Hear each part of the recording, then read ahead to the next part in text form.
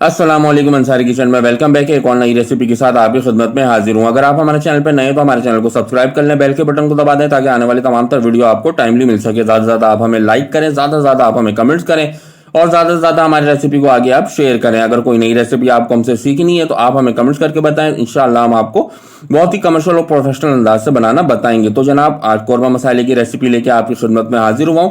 बिल्कुल कमर्शियल और प्रोफेशनल अंदाज से आपके सामने इसको बना के आज तैयार करेंगे।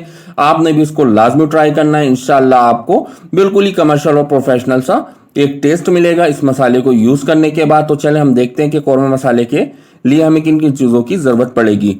सबसे पहले हमने यहाँ पर एक प्लेट ले लेना। प्लेट के अंदर अब हमने यहाँ पर तमाम तर मसालों को ऐड कर लेना है। सबसे पहले हमने यहाँ पर 1 चम्मच भर के यहाँ पर हमने पीसी मिर्च का ले लिया, आधी चम्मच हमने यहाँ पर साबुत धनिया ले लिया, आधी चम्मच हल्दी का ले लिया, आधी चम्मच हमने यहाँ पर सौंफ का ले लिया है।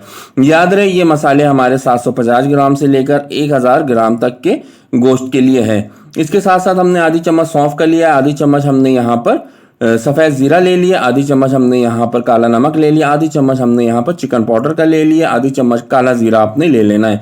सेम रेसिपी को आपको फॉलो करना है, इंशाल्लाह आपको बहुत मजा आएगा इस मसाले को यूज करने के बाद। काला जीरे के साथ साथ यहाँ पर हमने आधी चम्मच अजीनोमोटो यानी चाइनीज सॉल्ट का ले लिया, 2 तेजपात के पत्ते ले लिए यहाँ पर। इसी के साथ साथ हमने यहाँ पर 2 दालचीनी के टुकड़े ले लिए। इसी के साथ साथ 1 कली हमने यहाँ पर जावित्री का ले लिया। इसी के साथ साथ यहाँ पर 2 छोटे छोटे से पीसेस आपने यहाँ पर जायफल के ले लेने हैं। इसके साथ साथ आपने तकरीबन 6 से 7 दाने यहाँ पर हरी इलायची का बहुत फ्रेश सा ले लेना है। इसी के साथ साथ तकरीबन 6 दाने हमने यहाँ पर लौंग के ले लिए। 18 से 20 दाने आपने यहाँ पर साबुत काली मिर्च का ले लेना है। अब हम इन तमाम तर चीजों को बहुत अच्छी तरीके से ग्राइंड कर लेंगे। ग्राइंड करके हम आपको दिखाते हैं कि इसकी क्या पोजीशन है। उसके बाद हम आगे का प्रोसेस स्टार्ट करेंगे। ये आपके सामने हमने इसको ग्राइंड कर लिया। आपने इसको इस पोजीशन पे इतना ही ग्राइंड करके निकाल लेना है। देन इसके बाद इसके अंदर जो है आपने देगी लाल मिर्च का ½ टीस्पून ऐड करना है। ये आपके सामने हमने इसके अंदर देगी लाल मिर्च का ½ टीस्पून ऐड कर लिया। बेसिकली अब हम बाकी के इंग्रेडिएंट ऐड करने के बाद इसको हम थोड़ा सा और ग्राइंड करेंगे।